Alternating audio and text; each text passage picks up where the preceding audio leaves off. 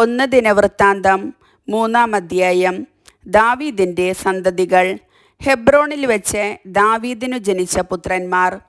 ആദ്യജാതൻ അമ്നോൻ ജസ്രേൽക്കാരി അഹിനോവാമിൽ ജനിച്ചു. രണ്ടാമൻ ദാനിയേൽ കാർമെൽക്കാരി അബിഗായിലിൽ ജനിച്ചു.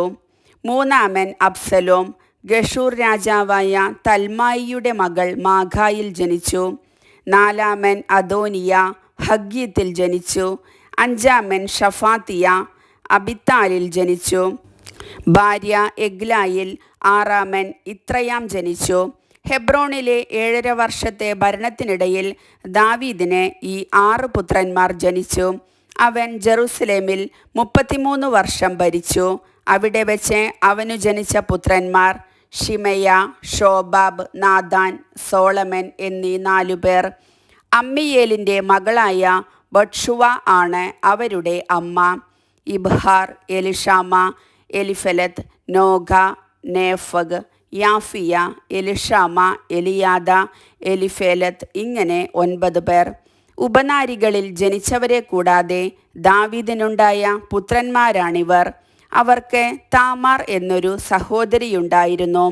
സോളമൻ്റെ സന്തതികൾ തലമുറക്രമത്തിൽ: Rehoboam, Abijah, Asa, Jehoshaphat, Joram, Ahaziah, Joash, Amaziah, Azariah, Jotham, Ahaz, Hezekiah, Manasseh, Amon, Josiah.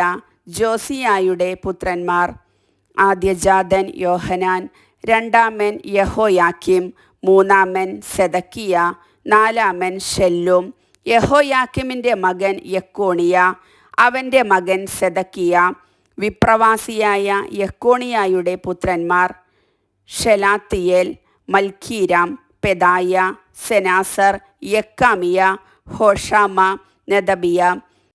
പെദായായുടെ പുത്രന്മാർ സെറുബാബേൽ, ഷിമയി, മെഷുല്ലാം, ഹനാനിയ എന്നിവർ സെറുബാബേലിൻ്റെ പുത്രന്മാരാണ്. ഷെലോമിത്ത് അവരുടെ സഹോദരി. ഹഷൂബ, ഓഹെൽ, ബറഗിയ, ഹസാദിയ, യഷബഹെസദ് എന്നീ 5 പുത്രന്മാർ കൂടി അവനുണ്ടായി. ഹനനിയായുടെ പുത്രന്മാർ പെലത്തിയ, ഏശയ്യ. ഏശയ്യായുടെ പുത്രൻ റഫായ, റഫായയുടെ പുത്രൻ അർനാൻ, അർനാൻ്റെ പുത്രൻ ഒബാദിയ, ഒബാദിയായുടെ പുത്രൻ ഷെക്കാനിയ, ഷെക്കാനിയായുടെ പുത്രൻ ഷെമായ, ഷെമായയുടെ പുത്രന്മാർ ഹത്തൂഷ്, ഇഗാൽ, ബറിയ, നെയാറിയ, ഷാഫാത്ത്. ഷെക്കാനിയായ്ക്ക് ആകെ 6 പേർ. നെയാറിയായുടെ പുത്രന്മാർ എലിയോവേനായ്, ഹിസ്കിയ, അസ്രിക്കാം, ഇങ്ങനെ 3 പേർ.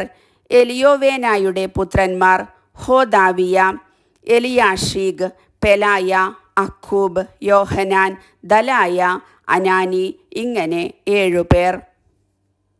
കർത്താവിൻ്റെ വചനം.